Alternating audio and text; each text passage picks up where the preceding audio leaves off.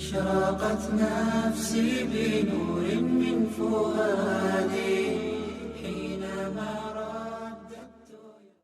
ثم أسري بروحي وجسدي غادة من المسجد الحرام إلى المسجد الأقصى والرحاب القدسية، وعرج بي إلى السماوات فرأى آدم في الأولى وقد جل له الوقار وعلاه،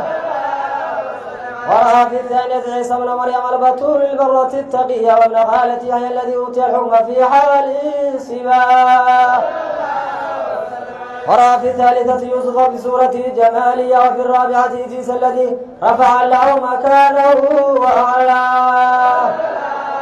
وفي الخامسة هارون المحقق في الأمة الإسرائيلية، وفي السادسة موسى الذي كلمه الله تعالى ناجاه، في السابعة هارون المحقق، في السابعة إدريس الذي رجاء ربه بسلامة القلب والضوية وحفظه من نار نمرود وعافاه،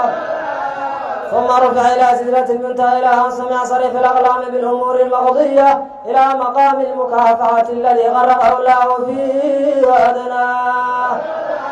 وقاد له جمال الجلالية وأراه بعين رأسه من حضرة الربوبية ما أراه،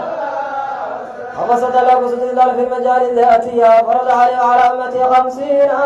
سنة،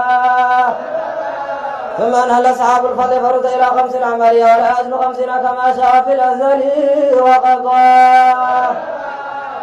ثم عاد النبي صلى الله عليه وسلم في ليلته فصدقه الصديق بمسرى وكل ذي عقل وروية، وكذبته قريش وارتد من أضله الشيطان وأغواه.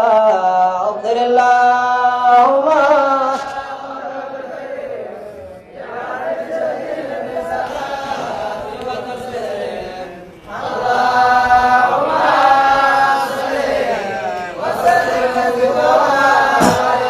اللهم صل وسلم وعظم وكرم وشرف ومجد وزد وبارك عليه.